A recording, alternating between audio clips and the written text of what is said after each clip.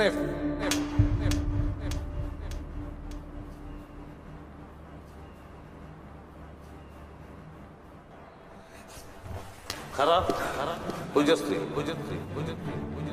কোনো খেলা স্টার্ট হয়ে গেছে।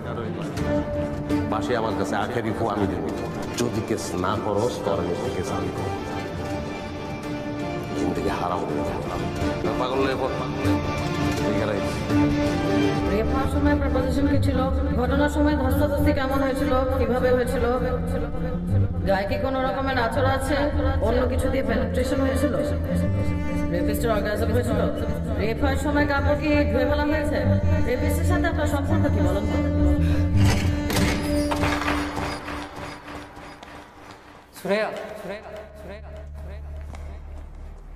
আমি কিস করবো।